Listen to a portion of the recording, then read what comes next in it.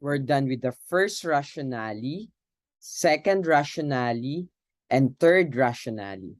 We are now going to the fourth rationale for Descartes' methodic doubt. Allow me to share again the text. Descartes' fourth and final rationale for doubt is the hypothesis that rather than God, whose perfect benevolence might be incompatible with the will to deceiving us when we perceive, there might be an evil demon or genius, or as in some circulations or translations, a malignant spirit. The demon is hypothesized to be as powerful as God in the relevant respects, but no moral impediments to deceiving us in all the ways Descartes considers in the third and previous rationale. Descartes adds and says this one beautifully.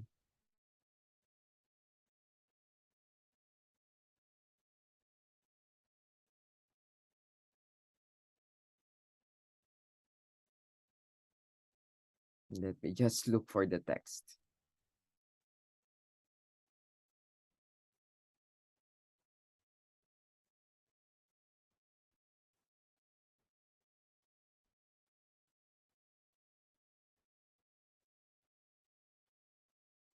Well, we can read where we ended. Perhaps indeed there might be some people who would prefer to deny the existence of any God so powerful rather than believing that all other things are uncertain. But let us not quarrel with them, and let us ask and let us grant that all this we have said of God is only a fiction. And let them suppose that it is by fate or chance or a continuous sequence of things that I have come to be what I am. Since though to be deceived and to err appear to be some kind of imperfection, the less powerful the source they invoke to explain my being, the more probable it will be that I am so imperfect that I am perpetually deceived. We can jump to the next paragraph. But it is not enough to have realized all these. I must take care to remember it, for my accustomed opinions continually creep back into my mind and take possessions of my belief, which has, so to speak, been enslaved to them by long experience and familiarity, for the most part against my will. And there you see how he was struggled. And therefore we go to here. This is his fourth rationale. I will therefore suppose that not God, who is perfectly good and the source of truth, but some evil spirit supremely powerful and cunning has devoted all his efforts to deceiving me. I will think that the sky, the air, the earth, colors, shapes, sounds, and all external things are no different from the illusions of our dreams, and that they are traps he had laid for my credulity. I will consider myself as having no hands, no eyes, no flesh, no blood, and no senses, but yet as falsely believing that I have all these. I will obstinately cling to these thoughts, and in this way, if indeed it is not in my power to discover any truth, yet certainly to the best of my ability and determination, I will take care not to give my assent to anything false, or to allow this deceiver, however powerful and cunning he may be, to impose upon me in any way.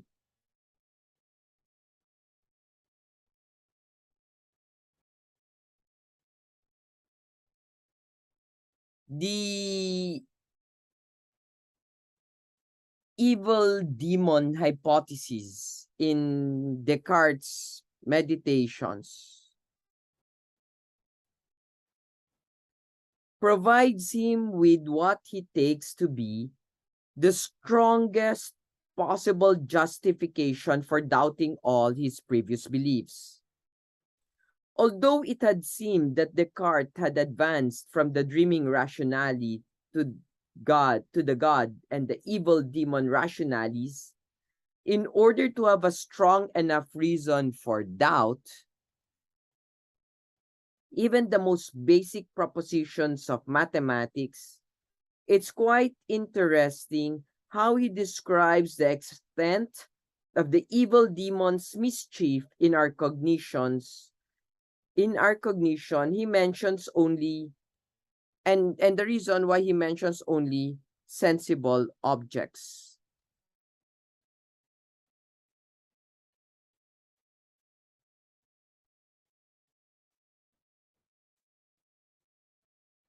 These doubts are already covered by the dreaming rationale, and Descartes leaves us to wonder exactly how the evil demon can deceive us about the proposition that 2 plus 2 is equivalent to 4, or that a triangle has 3 sides.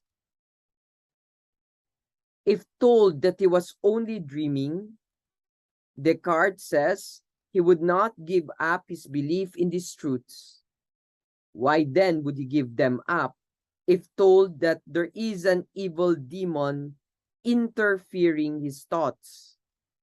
The demon's unlimited power over our thinking, and the fact that the demon as another thinker can choose to deceive us in any of our beliefs, makes the fourth rationale strong enough to cast doubt on perceptual and mathematical beliefs.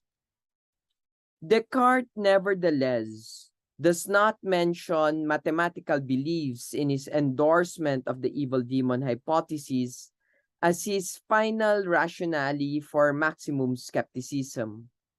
More remarkably, he compares the evil demon's deception to the deceptive games played to him by his dreams. Again, we must consider why Descartes does not simply accept the possibility that we might be dreaming whenever we think we are perceiving an outside world.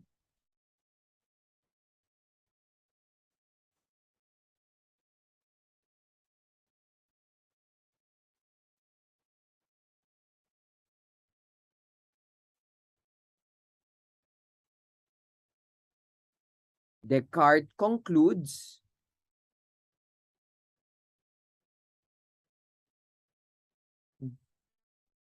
by remarking that no matter what the evil genius does, the devil cannot prevent Descartes from withholding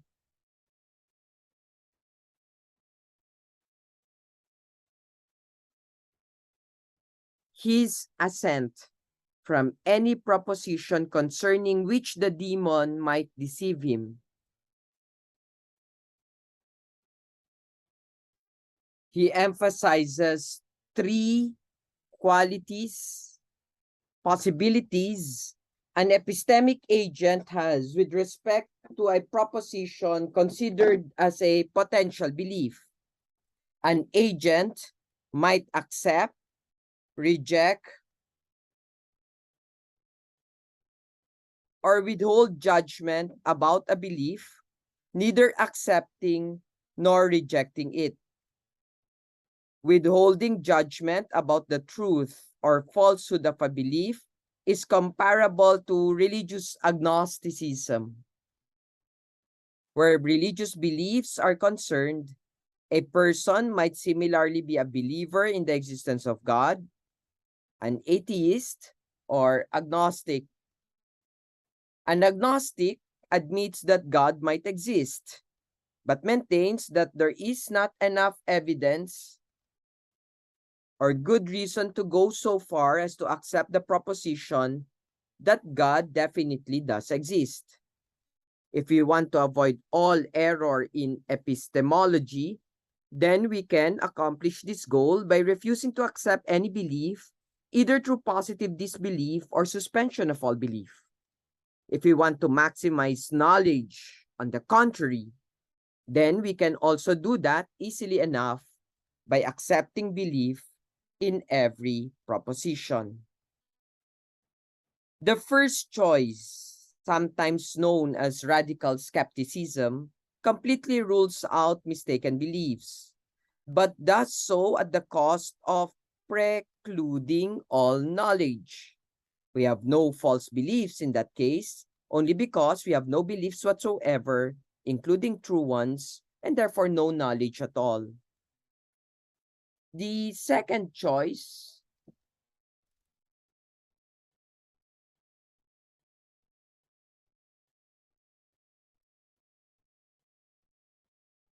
sometimes described as radical syncretism, guarantees all knowledge, omniscience in a sense, or at least a full acceptance of all the propositions of beliefs.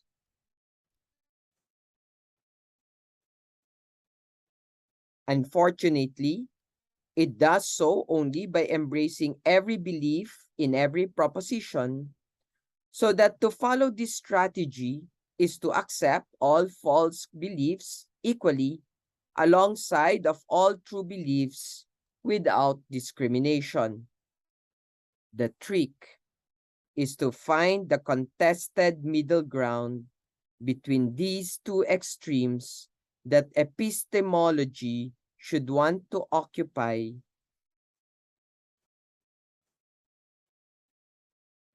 It's almost important to say that we should maximize the total number of accepted true beliefs and minimize and preferably eliminate even the total number of accepted false beliefs.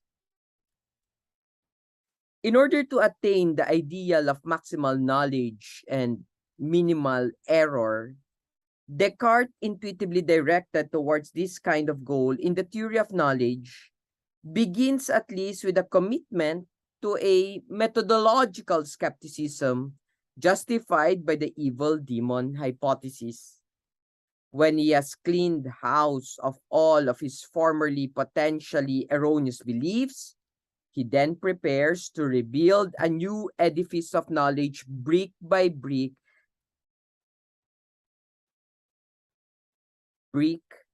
by individually justified brick.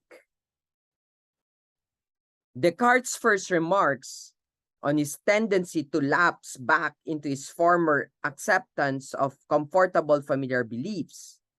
He feels the need to guard himself from taking the easy route and to encourage vigilance with respect to the restrained epistemic certitude he has at this point only recently cultivated in response to the evil genius hypothesis. This attitude provides a first plank in Descartes' methodological skepticism. The doubt by which he proposes to raise the old edifice of knowledge, he remarks on the psychological difficulties of sustaining this disciplined attitude of agnosticism to his previous beliefs. We can read this in this paragraph. But to carry out this plan requires great effort. I'm here. And there is a kind of indolence that drags me back to my customary way of life. Tinatamad daw siya. Just as a prisoner who was perhaps enjoying an imaginary freedom in his dreams, when he then begins to suspect that he is asleep, is afraid of being woken up, and lets himself sink back into his soothing illusions. So I, of my own accord, slips back in my former opinions, and I'm scared to awake for fear that tranquil sleep will give way to laborious hours of waking, which from now on I shall have to spend not in any kind of light, but in the unrelenting darkness of the difficulties just stirred up. The evil demon hypothesis in Descartes' way of driving a distinction between what can and cannot be doubted is quite interesting.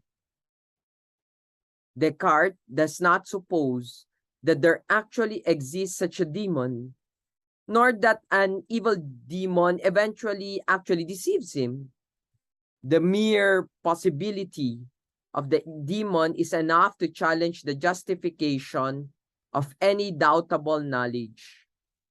If an evil demon deceives us, how can we trust the truth of any of our beliefs? How might we imagine the demon deceiving us about the truth of the belief that 2 plus 2 is equivalent to 4? Or that a triangle always has 3 sides? The demon, supposedly, must somehow cloud our judgment as we perform these mathematical operations or reflect on the meaning of the terms and their conclusions and try to draw inferences. Or perhaps the demon plays havoc with our reliance on memory in moving from step to step in any of this mathematical thinking. Whatever explanation is given, it seems we might reasonably ask why our judgment could not equally be clouded simply through the effort of a dream. More importantly, if the evil demon is able to disrupt even the simplest mathematical reasoning, how can we place any trust in our ability to reason as we work through all the parts of the arguments that has taken us this far in following Descartes' search for a rationale for maximum skepticism?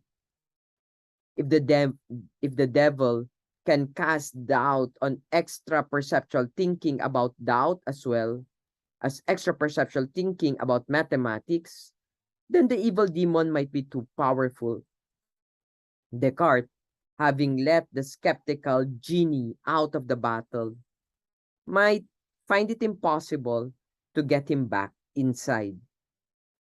It seems the evil demon might confuse and deceive us when we consider how many conceivable rationales there might be for doubt, which things we can or cannot doubt, whether or not this can or that particular basis for doubt, the illusion, dreaming, deceiving God, or evil demon rationales are strong enough for maximum skepticism without slipping into a tendency or penchant for irrationality.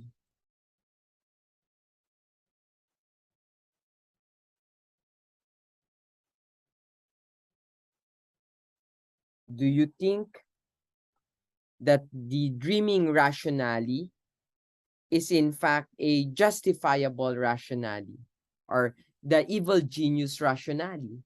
If that's the case, what is the limitation of this evil genius in Descartes' understanding? To answer the question, please comment below. If you've understood this section, please click next. If not, please listen to the lecture again. Thank you.